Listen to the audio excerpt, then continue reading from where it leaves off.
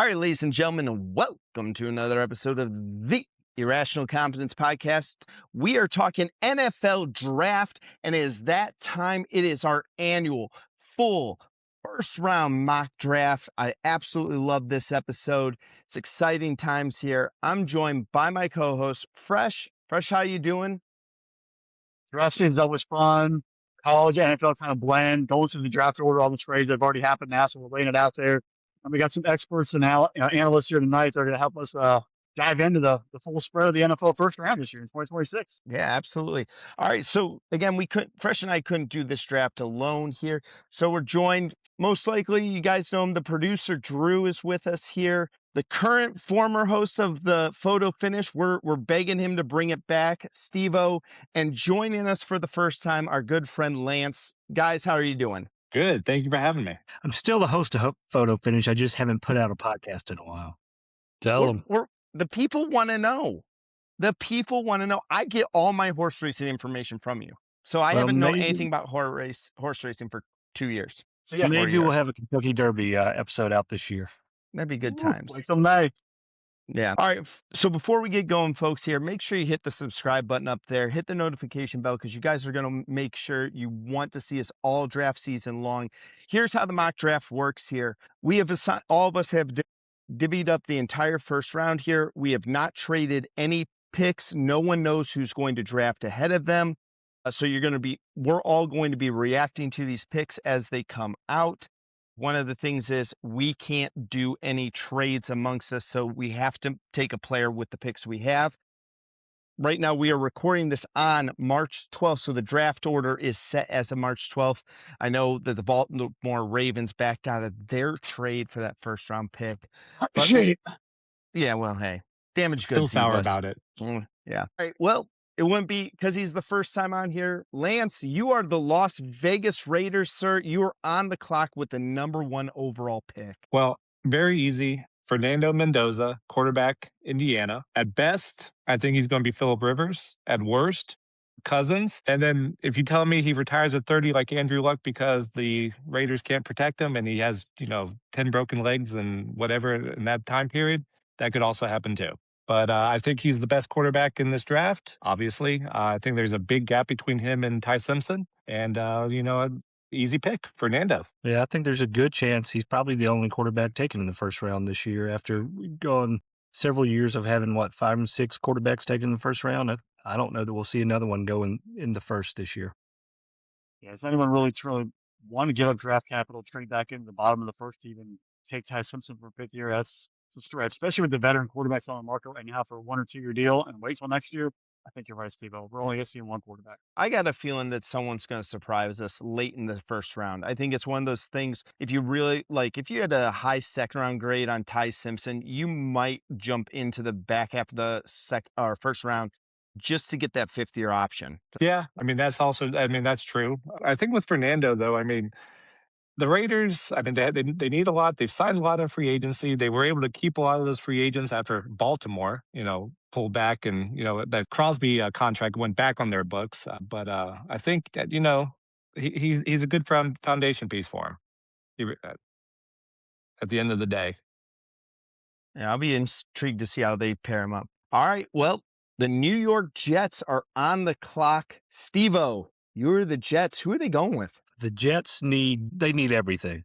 They need a quarterback, but there's no quarterbacks available. I think they're probably going to go edge rusher here. So depending on who they have at the top of their big board, I think David Bailey from Texas Tech is the most likely pick. Either him or Ruben Bain are the two that I'd be looking at if I were the Jets. I think they're the 2 best edge rushers in this draft. I think David Bailey just has the edge rusher from Texas. No, that's Titans at 4. Never mind. Sorry. I was looking at Titans.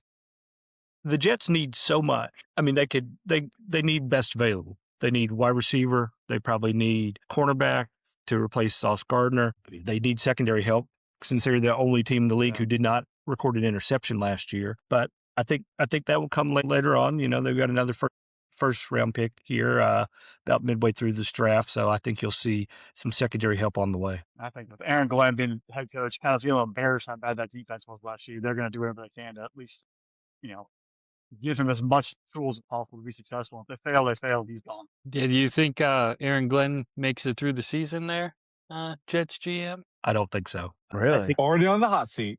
I think they are, regardless of how this draft goes, I think there's just so many holes. I mean, they're obviously not going to be able to draft a quarterback. I don't think Geno Smith is the answer for a year. I mean, he looked done 2 years ago, and I don't think going to New York in a worse situation is going to do him any favors.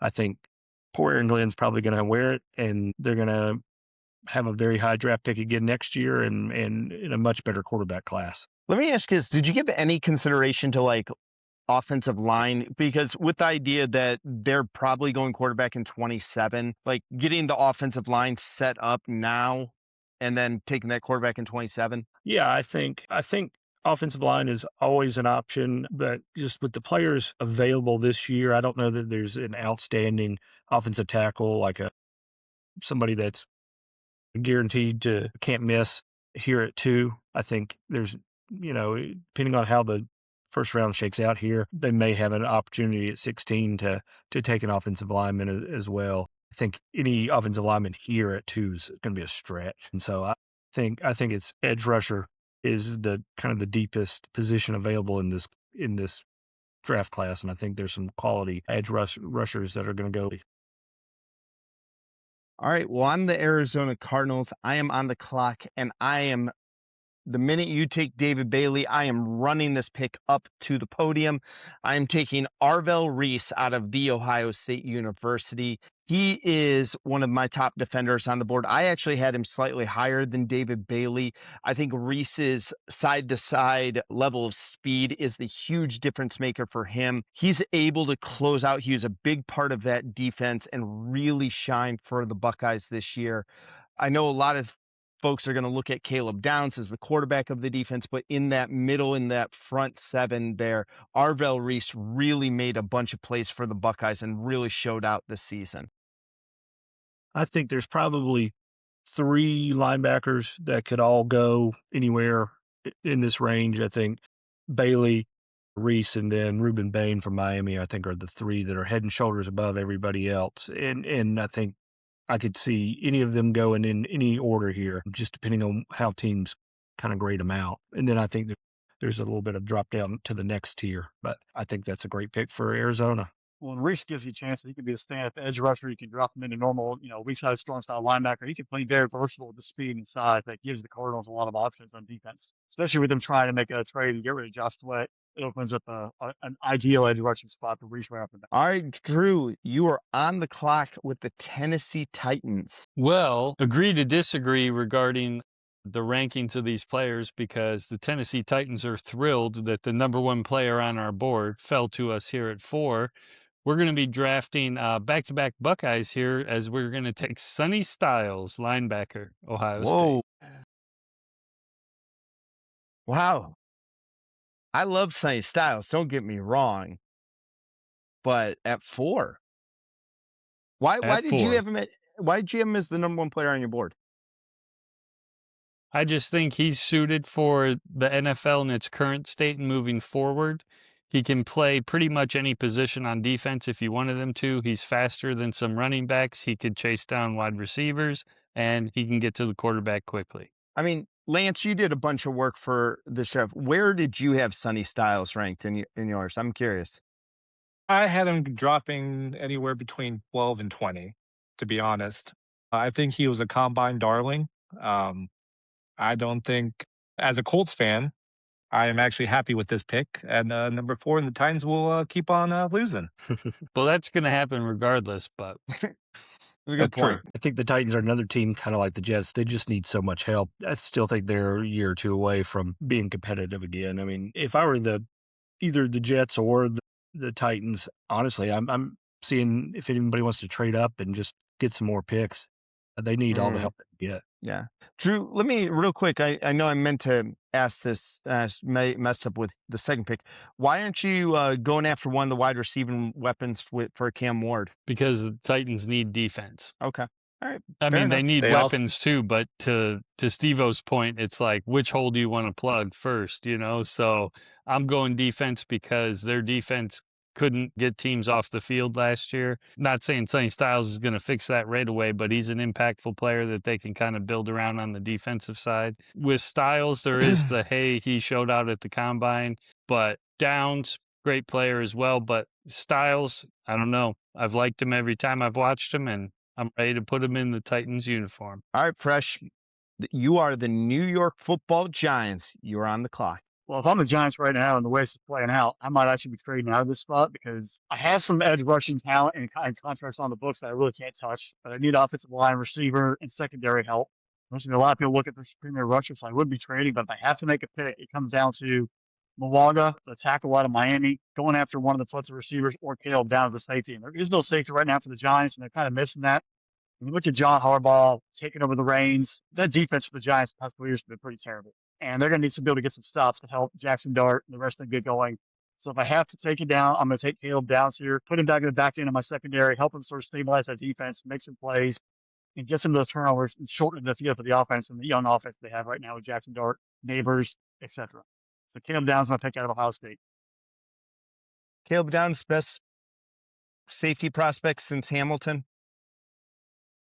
I think he's pretty dang good. And I think he's a little more instinctive. And you've watched him at Alabama and Ohio State playing a lot of big games. He is somebody who can play in the box. He can play in coverage. Be a nickel slide in the slot. He is very instinctive. He can tackle. A general back there who can see things and lead a defense. So I think that his skills are very rare, and I've not been seeing before in a while at least. Yeah, I think he's either the best corner or safety in this class by far. I mean, he's got a chance to be an impact player day one. I think he's going to make a big difference for that secondary that needed lots of help last year. I mean, I personally think he should have been, you could argue he could have been the first Ohio State defender off the board, not the third, but no, he's terrific. He's going to be, I think he has a chance to be one of the Hall of Famers in this class. Wow. Bold statement there. Lance, you got to fix the Browns here. You're on the clock for my Cleveland Browns here. Look. Good luck, man. Well, yeah. So looking at the Browns, I think new coach Todd Monken coming in. I think Haslam, the owner, wants to rejuvenate the excitement in Cleveland after last year's dismal performance. I think they're going to stick at home, try to give Shedeur some help, and I think they're going to take Tate, wide receiver, Ohio State. 4 straight Buckeyes off the board, huh? Wow. I think he's the best receiver in this draft. And if Shedeur is going to have any kind of chance to, play in Monken's system, he needs someone to throw the ball to. And I think Tate getting out of the shadow of Jeremiah Smith is going to open some eyes in the NFL. He's got the size, he's got the speed, ball control, full package. I think he's the best wide receiver in this class. I know I said that about Caleb Downs being best safety or corner, and Carnell Tate's, I think, the best receiver. He's got a chance to make an impact right away. Are we sure, though, that Shedeur is going to be the guy in Cleveland? Yeah, we got Shedeur, we got Watson. Come on. They got a bullpen. They got starting rotation of quarterbacks. He might be the guy for the first 2 weeks. I don't know about anything after that. Yeah. Well, in all fairness, too, Lance, I've known you for a while here, and you were high on Carnell Tate because he was down in his recruitment to Notre Dame and Ohio State, and you being a Notre Dame fan, I've heard you say multiple times how much missing out on him hurt. It did. I think it was Ohio State, Notre Dame. He chose the wrong school, but, whatever. You guys gave him a bigger bag when it wasn't legal, but, that's all right. Just trying to think back when it was. NIL was around then, wasn't it? No. I think that was I don't know. right before NIL. It's only This draft has a lot of 22 and 23 and 24-year-olds. There's a lot of old dudes in the fifth year in 2020. Yeah. Might have been around for a while. think there. But no, terrific player, though. Yeah. All right, Steve-O, the Washington Commanders at number 7. I think this is where the draft really is going to take a turn. I think there's 2 players that stick out in my mind for the Commanders here. I'm a little surprised Jeremiah Love is still on board. He's by far the best running back in this class. Probably, again, will be the only running back taken in the first round, more than likely. They just need so much help. I think they need, if they can't protect Jalen Daniels, we saw what happened when he got hurt last year. they have no chance. So I think they take Francis Mauigoa from Miami at offensive tackle. That's who I'm going with because you got to protect Jalen Daniels. If you can't do that, then it doesn't matter who's in the backfield. You're not going to be able to run the ball or throw the ball. Why you go with Mauigoa over like someone like Fano? I think he's probably the most NFL ready starter out of the bunch. I think there's several offensive tackles that are kind of right there that we'll see go off the board soon. Fano from Utah, Caden Proctor from Alabama, and Monroe Freeling from Georgia, I think are kind of the three. Again, I think any of them could probably be in range to go next. But I think Mauigoa is just a little bit better than all three of those players. I will say he had a great playoff run, and then him in practice versus Ruben Bain and Mesidor. The dude's seen some players who can work his skills, and he's had a pretty good coaching, plethora down there. And I think he'll be okay and he'll jump in and play from game one. My question is, does he stay on the left side? And I think that's my question with all these left tackles in this first round. Do some of them stay on the left? I think most of them go to the right, to be honest. I think some of them will probably go to the right side. I think Mauigoa is one that will stay on the left side. I think he's got the talent and the speed and quickness to match up well, protect the blind side. Did you give any thought to Freeling from Georgia? Because I know Mauigoa, Fano, and Proctor, the big knock on them is that they bounce between right and left like we're talking about. Freeling is the only one who consistently played on the left side. Yeah, I think Freeling is probably going to go higher than a lot of people may think. I think I've seen mocks that have him going top 10 and then some into the first round. I like Freeling. He was a solid player for Georgia, but I'm a little bit worried about his size and his quickness against some of these bigger edge rushers in the NFL. All right, so I am on the clock for the New Orleans Saints. I am going to be taking Ruben Bain Jr. at this spot here at number 8. I know that this would be an ideal spot for either Jeremiah Love or maybe like a Jordan Tyson or Makai Lemon there, getting some offensive weapons there. But Ruben Bain Jr. is my number 3 player on my board. And the fact that I get him at number 8, I just think the value is too good there. I know a lot of people have him listed as a linebacker. I thought he was most effective almost as a defensive end, as that weird hybrid where the kid could put his hand in the ground. I like him as a pass rusher more than I like him as a linebacker or anything like that. So I'm going Ruben Bain Jr. here. I mean, he was a real disruptor during the playoffs. Yeah. As at the number 2 pick with the Jets, I seriously considered taking him over David Bailey. I think Bailey's size and length give him just a slight advantage, but I agree with you. I think Ruben Bain's probably the second best edge rusher in this draft. Hands down. And I know he had this talk about the arm size, the arm length. Put the tape on. Kid can play. He can get after anyone off the edge. He's relentless, and that's what you want. A high motor guy, especially off the edge, who could just get after the quarterback and make tackles in space. All right, we are going to the Kansas City Chiefs. Drew, this is you. Who you got for the Chiefs? Well, we got Mahomes coming off an injury, so we got to get this guy some weapons, lighten the load on him. We're going to be taking Makai Lemon, wide receiver, USC. Wow. I had a feel. No, all right. I've had my eye on this guy for a while. I will give you credit. Again, we recorded in the middle of the season. You filled in for fresh. And one of the first things out of your mouth to me was, hey, who's this Lemon kid from USC? I was watching the USC game and the kid jumped off the screen to you. Yeah, it was You've been high USC, Illinois. And I mean, he caught everything. Defense was good, bad, or indifferent. We'll see about getting separation, but I think he's going to be just fine. Lance, I feel like you have an opinion, so lay it on me. I mean, I think he's a head case. I don't think teams in the top 10 want to pick wide receivers. I know most of them are prima donnas anyway, but this guy is, yeah, he's gonna have a chaperone pretty much 24/7, like how the Cowboys did with most of their talent in the offseason, especially. I just think that's a crazy move that high. I had him in the 20s.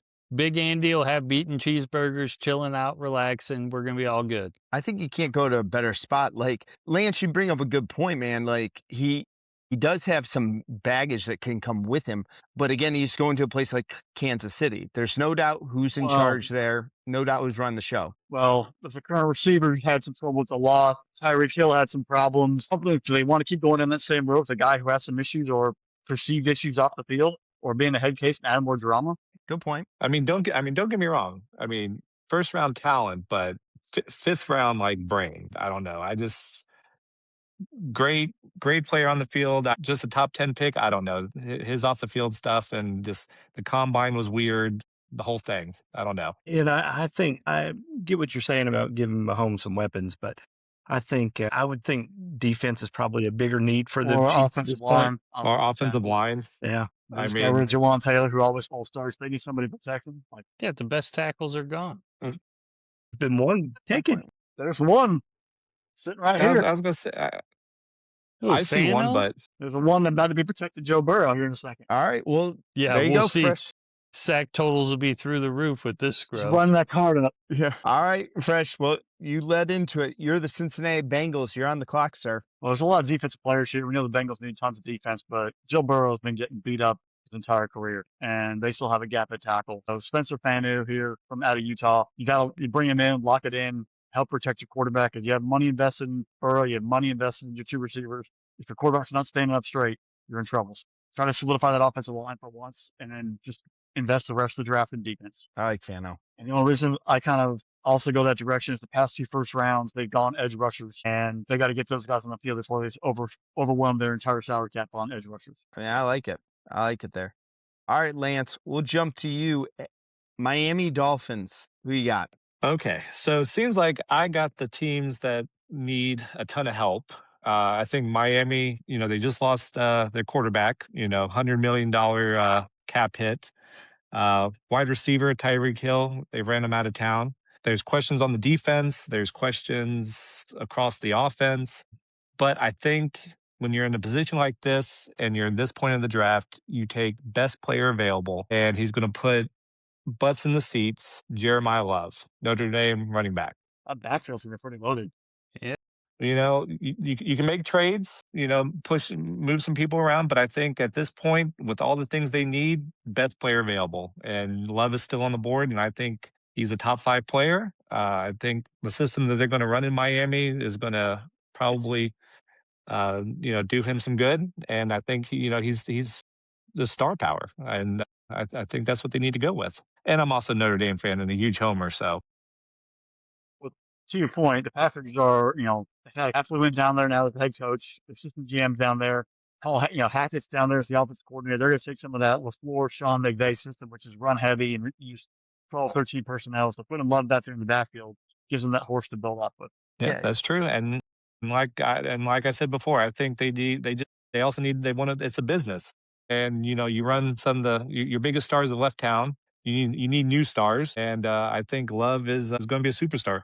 I think Also, sorry, didn't mean to cut you off there, Lance, but I think if the draft falls kind of how it has so far for us, I could see Miami trading out of that spot and falling back a little bit. Blowing up on some cash capital. I would have traded back with my Browns pick. I probably would have traded again out with this Dolphins pick, but with this draft format, we had to pick a player. Steve-O, you said that Miami at 11 try to trade out of that spot. If you were looking at, like, let's say next 10 picks, who would you say, like, most likely this is the group that I would see trying to come up to that 11 spot? I think Minnesota would probably be the one that sticks out most.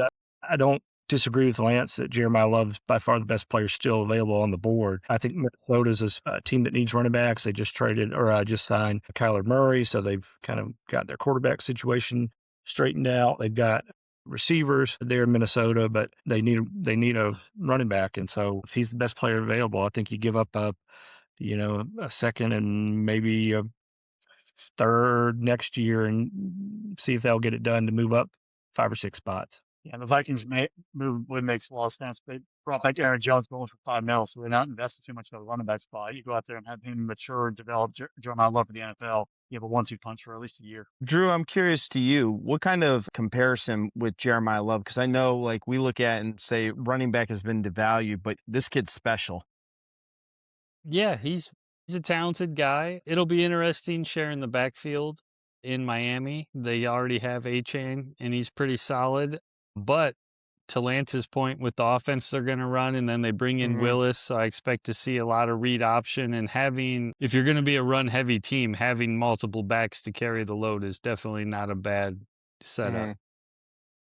And also, I mean, look at it. I mean, Love's size, he's 6 foot, he's 215. I mean, Achan, he's a small back. This league, it's not for long, And I think an Achan, what is he, 28, 29, 30, somewhere in there? 24. He's 24. Oh, he's only 24? Oh, I thought he was older. I'm sorry. He's younger. Well, I mean, still, though, this league, you need a 1-2 punch. GM doesn't even know his personality.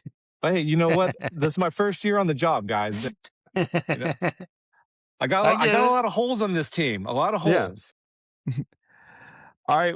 We're at pick number 12. Steve-O, you're on the clock with the Dallas Cowboys. What's Jerry Jones going to do? Well, probably something that doesn't make any sense at all, but thankfully I'm not Jerry Jones. The Cowboys, I think, need some corner help. I'm taking the best corner available on my board, which is Jermod McCoy, cornerback from Tennessee. I think he can come in and be a starter day one for Dallas and hopefully improve that secondary a little bit from last year. Are you of the belief that they're a defender or two away from contending, like all of the shows would have you believe? I mean, I like what they've done on offense. I think franchising George Pickens to give Dak a second weapon to go with CeeDee Lamb. The offensive part of the piece of it was not the problem last year. You got to improve secondary and defense. They got to need an edge rusher as well. They've got to get pressure on the quarterback, which they didn't do very well last year. They got torched in the secondary. So I think you got to stop the bleeding there first, and then some of the moves they made in free agency, I think, could help them address their edge rusher problem. Trading for Rashawn Gary from Green Bay, I think is going to help with that. Given the fact that they've done that trade, I think corner makes a lot of sense for them right here. Do you think that they'll try to get back in the Max Crosby conversations? I don't think Las Vegas is going to move Max Crosby after everything that went down. Yeah. I think Crosby's happy being in Vegas. They've obviously signed some pieces to help that team, and they've got the first overall pick. So I think, I can't remember what the stat is, but every year there's a team that goes from worst to first in the division. That could be the Raiders this year. No, that's a bold take. Yeah, that's optimistic. Hard first year, folks, in March. Yeah. And Cowboys fans, his name is Steve-O. You can leave the comments down there for him directly about his pick, which will be fun to read. All right, I'm on the clock with the Los Angeles Rams at number 13. I'm taking a cornerback as well. I'm taking LSU cornerback Mansour Delon here. I like Delon a lot better than McCoy, but I do have McCoy as my number 2 cornerback. I don't know. I think that Fresh and I have talked a couple of times with Delon. I think that he was subject to kind of bad Brian Kelly coaching. And it's the same thing that we have with some of these kids coming out of Penn State and saying like, hey, like, are they as talented as we thought they were, like coming out of high school, and just James Franklin wasn't great at developing them? Kind of get the thought with Brian Kelly. Brian Kelly was a terrible fit at LSU. And I think some of these kids athletically gifted, very talented, going to get better coaching in the NFL. So that's why I'm going with him. See, this one kind of has me shaking my head with the Rams trading for McDuffie and signing the other corner, Watson from the Chiefs, bringing both of them over to the Rams, kind of filled that void. I don't think they're going to waste 13th overall, take a third corner. That's a lot of capital and a lot of finances, but if they did, that entire secondary is on lockdown for the next 3 to 4 years. Right. I think offensive line's probably an area where you could see the Rams make a pick here, especially given the offensive line talent still on the board. I think we're kind of in range for the Monroe Freeling or the Caden Proctor. Caden Proctor. I think those are kind of the two that I would look at in this To range. be, you guys don't even want to know what the pick I was between there. I was not thinking Proctor or Freeling in this spot. I actually think if Ty Simpson's going in the first round, this is the spot he goes in. He can sit a year and learn under Matthew Stafford and have McVay teach him there. I think this is in this day and age where quarterbacks are entering the league not ready to play. And a guy if you do think Ty Simpson is talented, and I don't think very highly of Ty Simpson, especially after learn about the 5-step drop in the shotgun being 11 yards behind the line of scrimmage. But if there's a spot where that could happen, I would say it would be the Rams. If I'm Stafford, I would tell the Rams, if you go quarterback at 13, I'm retiring. Yeah, Mm-hmm. definitely. Well, how apropos. This is the pick they got from the Falcons last year after signing Kirk Cousins and then drafting Michael Penix. And Kirk Cousins is already out the door. Stealing money. Stealing money. All right, Drew, you are on the clock with the Baltimore Ravens at number 14. We are back. Well, nice to have this pick back. You know, we got to think You're about welcome. a trade and then step back after we got some signings underway and, you know, got to get the cheaper option in Hendrickson. So we're feeling good about life and we're going to give Lamar a little bit of help. So we're going to go wide receiver with Jordan Tyson. His pick. If he's healthy, he is going to be a stud in the NFL. But to be fair, though, don't we say that with every first-round wide receiver that the Ravens take in the last 5 years? And every year it's the same story? I like Right. Tyson a lot better than other guys that they've taken. And I don't disagree that a lot of the boards, a lot of draft boards have Tyson as the number 2 wide receiver, but do you think that they would think about KC Concepcion or Omar Cooper in this spot instead of Tyson? Possibly. I mean, I came into it Tate was a clear number 1 receiver. And then, as I already mentioned, I kind of like Lemon. And then Tyson is right there with Lemon. And then I just like his size. I think that's the one thing, you know, Lance, they've taken some smaller receivers that, you know, were kind of speedsters, not necessarily anybody that could get physical or have size over a corner, which I think Tyson brings. And then that should elevate because maybe you can move one of the guys from the outside into the slot. Yeah. I mean, I could see a Flowers moving, you know. My biggest concern with Tyson is health. He's got to prove that he's healthy because he had a great time at Arizona State, and then once the injuries started hitting him, like it was like he could never get healthy. So, all right, Fresh, you are the Tampa Bay Buccaneers. You're on the clock at number 15. Well, Bucks have a lot of issues. Even if losing Mike Evans, I think their talent receivers okay, so that takes them off the board here. But they have corner problems and they have edge rusher issues. They were dead set on trying to get Trey Henderson down there, and since he's off the board and basically, you know, hang out in Baltimore, it comes down to looking at this talented edge rusher class. And it's in my opinion, I'm between Nakeem Mesidor and Keldrick Falk. And depending on like which one of those players actually fits my profile. In this case, I'm going Falk out of Auburn. I like his size. I like his speed. He can do a lot for that defense and help them get after the quarterback. And they need somebody who at least can, you know, try to run it. Because look, last year, that entire team down the second half of the season completely collapsed defensively.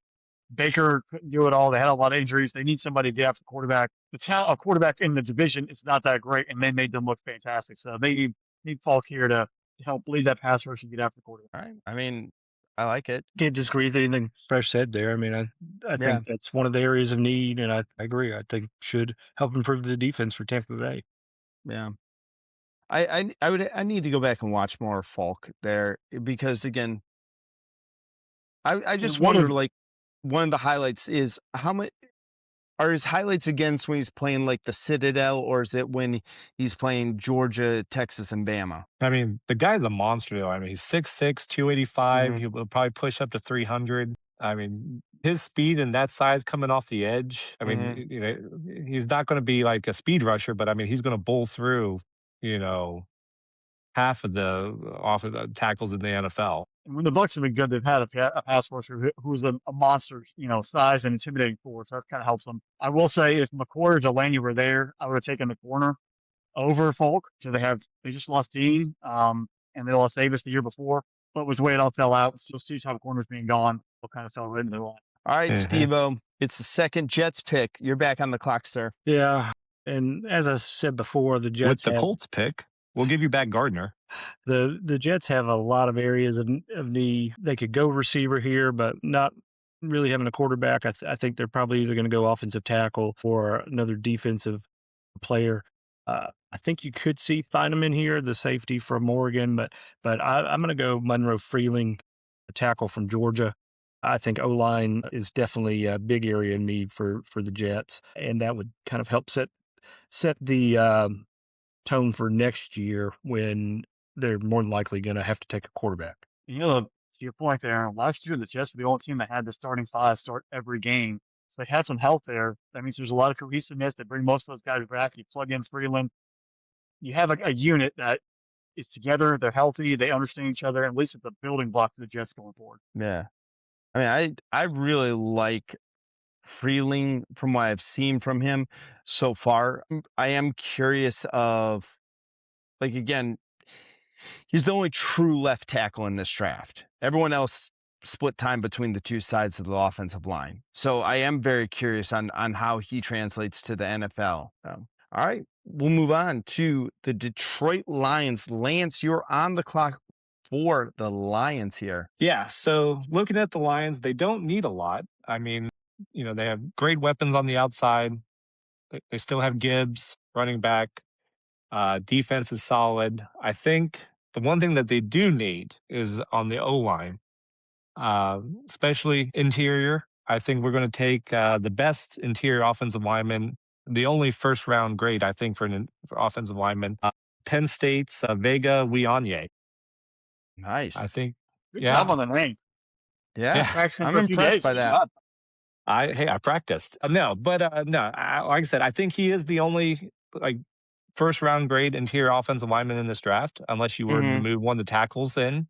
But if you're going to keep the tackles at tackles, I think he is the only true, one. You can put him on the left side, you can put him on the right. He's not a center, but you could put him on the left, you could put him on the right. They do need help in the middle, and I think it's great value. The middle of the draft. Yeah, I think it's a great pick for the Lions here. Great pick. All right. I'm the Minnesota Vikings. I'm on the clock at number 18. For me, the Vikings, I really would have loved if one of the corners fell to me there. And I did think about taking Terrell out of Clemson here. I'm going to go, though, defensive line. I have Peter Woods ranked as a top 15 prospect. I am right there at the 15-16 range. I do know that they do need some help on that defensive line. So I'm going Peter Woods out of Clemson. Great pick. Great pick, especially since they released their top two starters there 2 days ago. But it's a big need. Yeah. I liked Woods because he was able to put his hand in the ground and really did cause some problems in the interior of the Clemson defensive line at times. I mean, he's been there 8 years, it feels like. He probably should have left last year. But, I mean, Clemson's had their issues for the last couple of years. I think if Clemson was better and had a better record, he would probably be going higher in this draft. But I don't think it's his fault. And great pick. All right, Drew. The Carolina Panthers are on the clock at number 19. Well, the Carolina Panthers, they could use a lot. And similar to the last pick, we're going to go ahead and try to plug up the middle on the defense. We're going to take Caleb Banks out of Florida. What do you like about Banks? Size. Size, and he can move. Yeah. It's Not, interesting.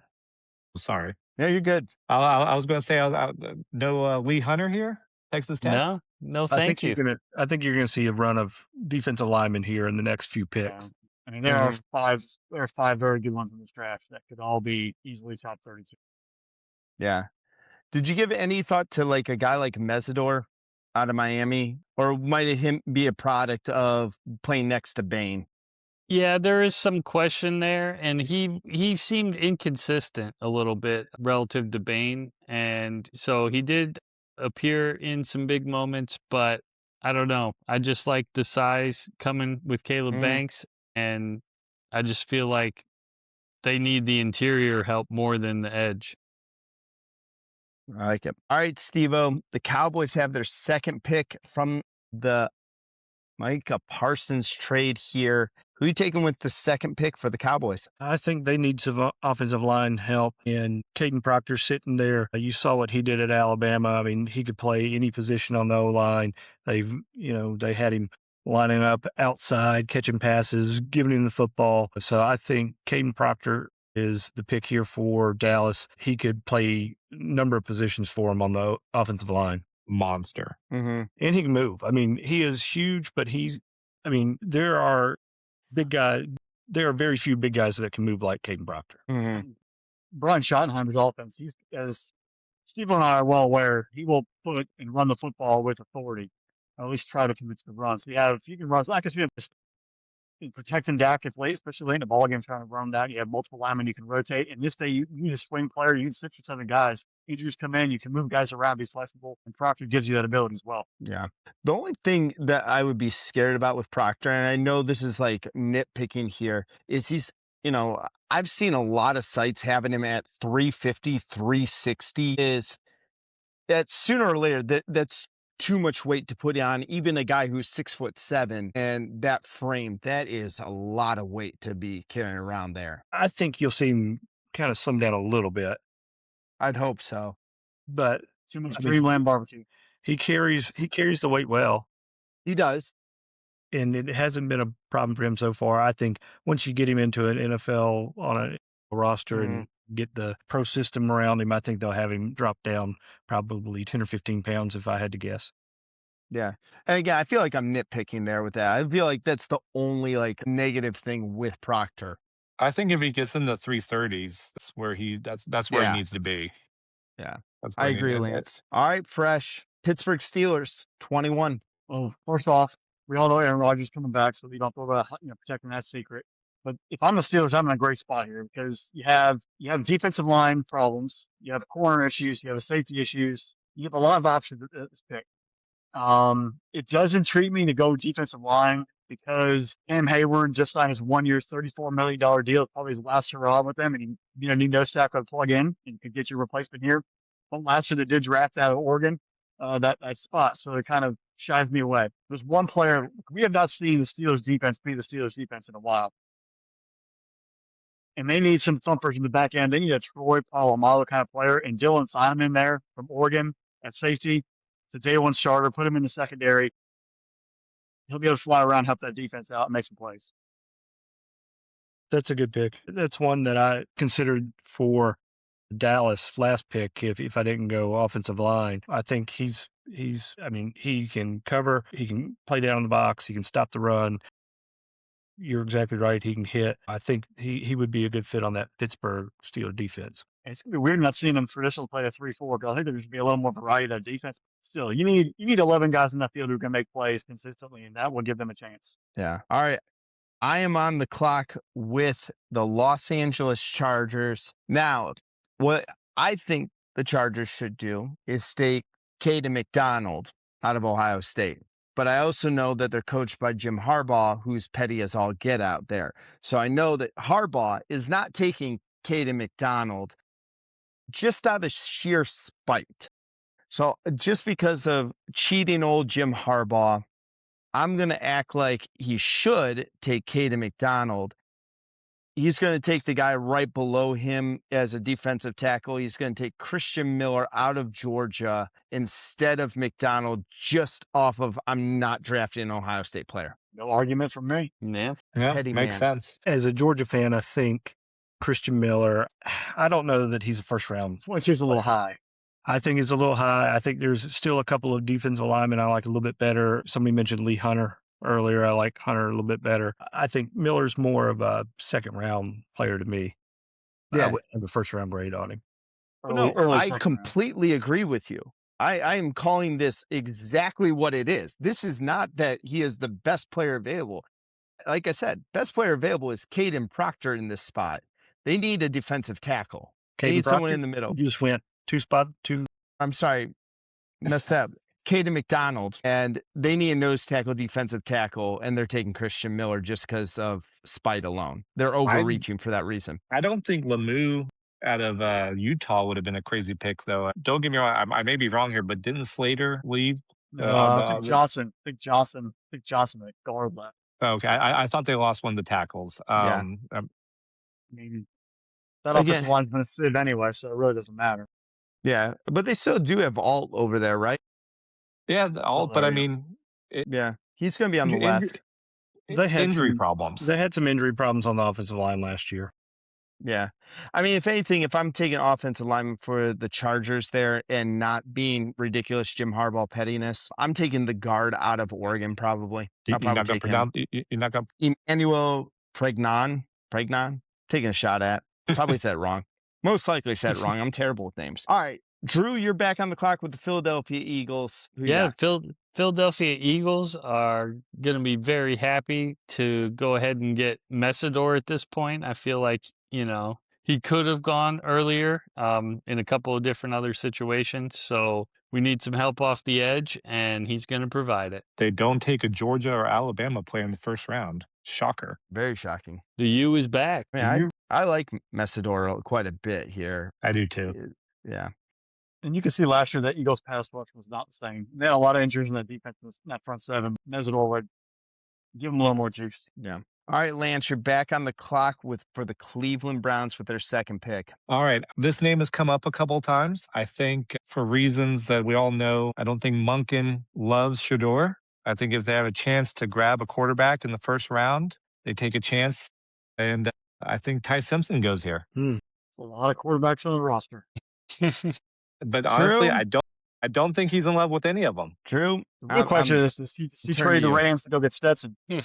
Drew, as a Browns fan, how you feel about them taking Ty Simpson? I don't want them to take Ty Simpson, but I mean, it doesn't. We have a lot of quarterbacks on the roster, but we still don't have a quarterback. So yeah, I mean, I think you're going to see. I don't think they take Simpson here. I think, given the quarterbacks they do have on the roster, I think you will see. I think they wait till next year, go get their quarterback for Monken to get the guy he wants. Like we've already said, this is not a deep quarterback class. I don't think you waste your first round pick on a quarterback when you've got Shador and Watson and whoever else they still have. Dylan Gabriel and you're proving my point. You're proving the point. I mean, I don't think you take Ty Simpson unless he thinks he can be Monken's guy and can come in and play and help this year. And I just don't think that he's that player. And it also makes it more of a circus. Now, when the whole media already is obsessed with Shador, now you're like, well, whatever reason they want to bring up, they're going to start bringing it up. And it's just going to become a whole thing. Keep going, keep distracted for the team, and becomes a locker room divide even more than what it might already be. Yeah, I get it, and I can understand like Monken not loving any of these quarterbacks because, again, as a Browns fan, I want to see what Shador can do. Like, give him a shot, and if he falls on his face, so be it. He's a 5th-round pick. We'll pick someone next year for it. This screams offensive lineman here. If they go wider, if you go in this order, offensive wide receiver at the 6th pick there, Lance, this screams offensive lineman here. Maybe an interior guy as well because they just released Bentonio. And that's a huge loss for them. And I believe that just happened today or yesterday. Yeah, I thought about offensive line, but at the end of the day, new coach, new system. He went up against Shador last year. I think he saw enough. I think the Browns have seen enough of Shador. The Browns fans have probably seen enough of Shador, I think. And I just feel, you pair up a young wide receiver with a young quarterback and a new coach, a tale as old as time in the NFL. Yeah. All right, Steve-O, you're back on the clock with the Chicago Bears. I think this is a pick that the Bears could go several ways. With DJ Moore leaving and going to Buffalo, they could go wide receiver here. For that, they could go. You got Concepcion still sitting out there from Texas A&M, but I think they take best player available, which on my board is Lee Hunter, the defensive lineman from Texas Tech. And so that's who I'm going with. Nice. That kind of works. That helps that pass rush. Their run defense was a strength of their team. Their pass defense had some issues last year, but this makes them much more solid up front. Allows that pass rush to come on, pass rushing down. It's like it just becomes an evolve for that defense. They have to get better.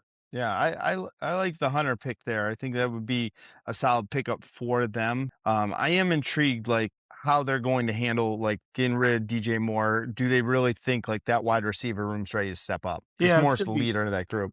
It's going to be interesting. I mean, I would not shock me if they went wide receiver here. You got the 2 receivers from Indiana. I think Surratt is going to be, I think he's got the size and the hands to be a very good NFL receiver. I haven't really seen many people talk about him in the first round, but this is kind of the range where. Yeah, I like the pick. I like him in the middle there with Lee Hunter on that one. All right, Fresh, you're up. You are the Buffalo Bills. Nobody circles the wagons like the Buffalo Bills. This team has some serious issues on defense. They linebackers issues, cornerback issues, edge rusher. They kind of filled with Bradley Chubb, but I'm not totally sold on the Chubb signing. And then receiver was a big thing for me coming in. They made the DJ Moore trade, which is great. It kind of leaves them with a bunch of options here. But that's secondary. If you watch the playoffs the past couple of years, especially last year, they're terrible. And Avion Terrell out of Clemson sitting right there. I got to take him. You pair him with Maxwell Harrison. You sort of help rebuild that secondary. They traded Teron Johnson out. They're letting some other old aging players leave. They've got to find a way to help defensively, give him, Josh some opportunities late in the ballgame. So Avion Terrell, cornerback from Clemson, is my selection here at 26th overall. Did I you think give he any gave great value. consideration to taking Rodriguez, the linebacker from Texas Tech? I thought about Rodriguez or CJ Allen or even Anthony Hill. All three have some speed, but with all three of them kind of being there, I figure I can drop. And I need another step down corner on my team that actually gives me some help in the secondary. Yeah, I think that's a great pick on there. I think he's got great value. I had him in a little bit higher than 25 or 26. Now, I wouldn't be shocked, though, if they did go out and draft Casey Concepcion or Boston, just to really overload and give Josh Allen every potential weapon possible, especially now with Brady being there and wanting to show off the offense, which he's been the OC the past couple years anyway. So where's the offense all been? But defense, they're just they got zombies over there, and they got to get some help. Yeah. All right, Drew, you are on the clock, sir, with the San Francisco 4. Yes, sir. San Francisco 49ers will be selecting Blake Miller, tackle from Clemson. Watch out for that station, the service station out there. The substation.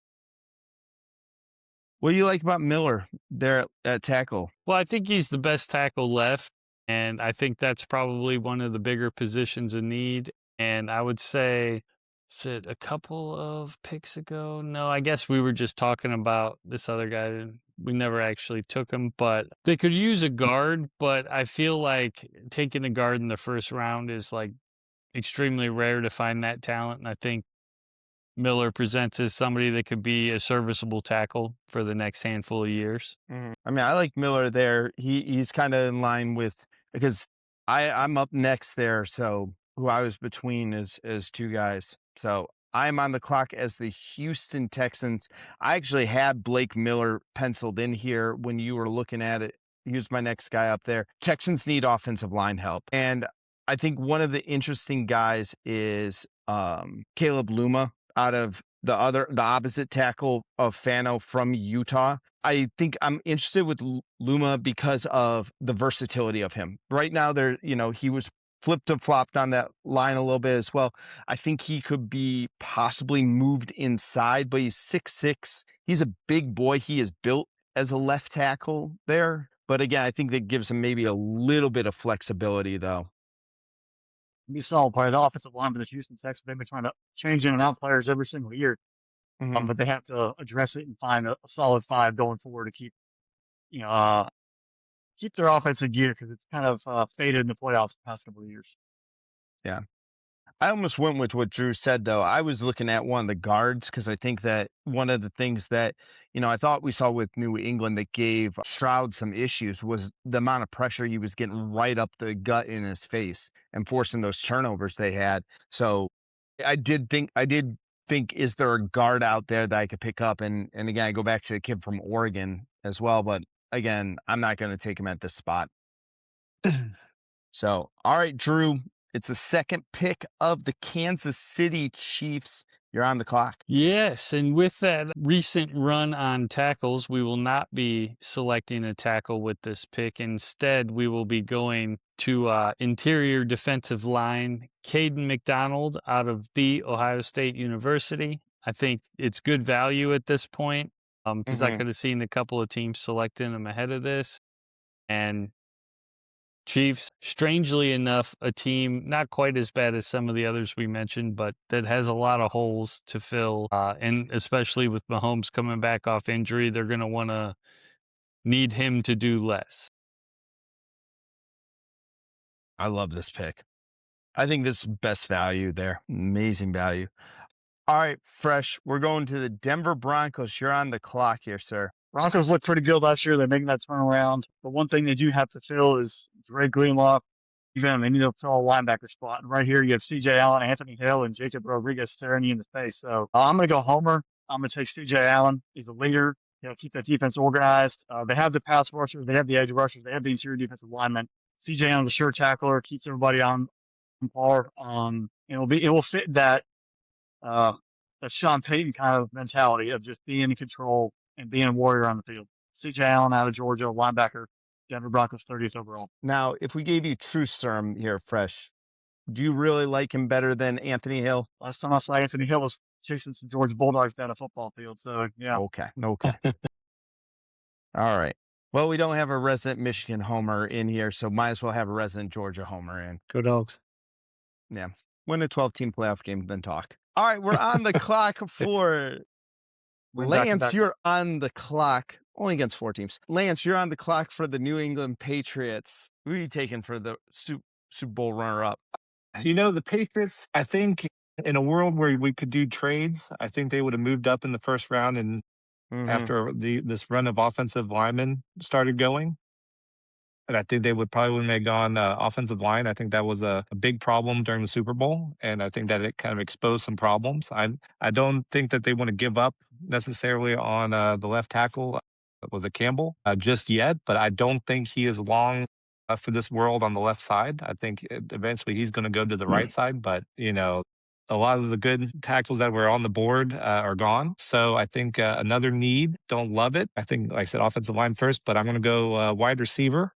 I think they're going to go after that kid Denzel Boston out of Washington. 6'4", 210-ish, big physical receiver. I think that's what you need, especially in the AFC North or East or whatever.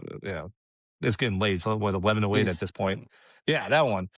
East. But East, yeah. No, I think wide receiver here.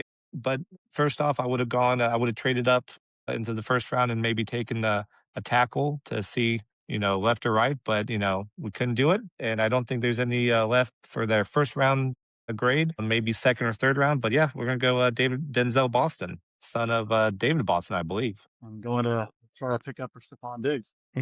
Hopefully not off the field. Yeah, I like Boston here, and I think a lot of people are going to be like, oh, well, like who? Like, no, if you watch some Pac-12 After Dark or watched any Washington football, you saw a kid that jumped off the screen. He's a solid player there, and getting him at 31 is phenomenal. Yeah, I think he slid a little bit, and I think this is great value. I mean, I don't love it. Like I said, first I think wide offensive line, but great value at 31. As we saw in the playoffs, they need more receiver talent to help out. All right, Steve-O, you are the Super Bowl champion Seattle Seahawks to end the first round. Who are you taking? Well, I think, again, Seattle's in a good position here. They do need a running back, having lost Kenneth Walker. I don't think there's any running backs that would make sense to stretch here in the first round to get. I think they'll probably use a pick later in the draft and running back. So at this point, best defensive player available, I think, is Brandon Sissy, the cornerback from South Carolina. I think he's going to be the pick here for Seattle. I also don't mind Cassius Howell, the edge rusher from Texas A&M. He could be a good fit here, but I think defense won them the championship. I think they reload and get better on the defensive side of the ball with this pick here. Agreed. And they're seeing some loss of the secondary due to free agency, so easy plug and play. And I think talking about running back, second or third round, I think you grab Singleton out of Penn State. I think that would be a good fit. Maybe in the next round or the round after for Seattle. Yeah, I definitely think they're going to take a running back at some point during this draft. Kind of just depends on how things shake out. What is it? Jadarian Price is the other running back from Notre Dame. And, I've seen people say that he's probably going to be the second running back off the board. The question is, what round does he go in? I mean, may not go till late second, early third. And Jonah Coleman out of Washington is also solid. I mean, Mike Washington Jr. from Arkansas, he put on a heck of a show at the combine. He might be a late round steal, just adding that speed. But there's some late round running back talent that you get some low buy, high return on. Mm-hmm. Yeah. All right, ladies and gentlemen. Well, that is our full first round mock draft here. Impressive. A lot of things. What did you guys think? Let us know in the comment section below. Before we head out here, though, we're going to ask one question to all of you guys. All right. First round is done. It's Thursday night. You have all day Friday to negotiate a trade. You are either the Jets at 33 taking a player, or what team would you want to come up to 33 to pick a guy who you think could be a first round talent? So think of one team. It doesn't have to be a team you're over. It can be any team you want. This team should come up to 33 for this, or the Jets should take this guy. And let's start with you, Fresh. I know Titans. I'm going to get Casey Concepcion, give Cam Ward somebody to work with, really add some explosiveness to the offense. All right. Lance, what do you got? I'm going to be the Colts because I feel like we've lost, 2 first rounders. We need help on the defensive line and linebacker, but I am going to, if I was the Colts, I'm moving up and grabbing Jacob Rodriguez, linebacker of Texas Tech. I think you could get a steal there if you were able to pick him up at that spot. Hell of a player. Devo, who you got for that 33 pick? Who's coming up, or are you taking as Jets? I think this is a spot where they need so much help. I thought one player that we didn't see go in the first round that I had a first round grade on was Emmanuel McNeil-Warren, safety from Toledo. A lot of people are high on him, so I think I would take him at this spot. Yeah. Real quick, my only question, I'm sorry, go ahead. No, you're good, Lance. I was going to say real quick, my only question on him is why did he stay at Toledo? In the era of the NIL, that's an interesting thing. If he was at a Power 5, great, but we're talking about Toledo here. They're throwing back some money to people in Ohio. Come on, Lance. Listen, as Drew will tell you, that the Toledo Rockets are a bunch of cheating jerks over there, 10 miles away from Bowling Green. Yes, sir. All right, Drew, 33rd pick. What's going on with you for that one? Well, Jets went edge with their first pick, so maybe they wouldn't. So I'll say as the Titans, I would trade up and try to get Falk from Auburn. I think he's a first-round talent at edge rusher. Falk's already gone in our draft. Who took him? I didn't have him marked. He's hanging Tampa. He's already at the. This is in Tampa. Oh, then he's I must have marked the enjoying wrong. the nightlife in Ybor City right now. Well, then I got nothing, because that was my guy. You meant to say T.J. Parker out of Clemson. No, That's it. Falk. No, it's like, no. I'm looking into help. trading for Falk. Trying to help you out here, Drew, as well. Me personally, if I'm trying to trade up here, if I look for a team that would get there, Jacksonville has to wait all the way to 56. I think if Jacksonville wants to make a move, especially with the rumors of them shopping around Brian Thompson and some of those things, I think Crazy. Casey, if that's true, Casey Concepcion would be an amazing pick there too. I also, though, would be intrigued to see some of these safety guys that we were talking about as well for Jacksonville. So I'll throw out the hometown Jacksonville Jaguars as a team to trade up there. But again, my pick is also contingent on some of these rumors that we're hearing from the Jaguars. They were just felled today by the GM, but you never. Yeah, well, it's lion season there. I don't think believe they'd anything the crazy GM to- says. They'd be crazy to move Brian Thomas at this point. I agree. I think it'd be insane to do that, but who knows? All right, folks, you've been listening to another episode of the Irrational Confidence Podcast. Make sure you're checking out SpinnableSports.com because the Irrational Confidence Podcast is part of SpinnableSports.com. Hit the subscribe button, hit the notification bell because we will still have more draft coverage for you all season long. Here to have you guys on. This is a blast. I love recording this episode. Thank you for having me. Thanks, guys. Good to have you, boys. Bunch of fun. With that, everybody, hit us up at SpinnableSports.com. If you want us on Twitter/X at SpinnableSports, at IR Confidence Pod, and of course, spread the word, Spinnable Sports YouTube channel. And we'll talk to y'all next time. Bye, y'all.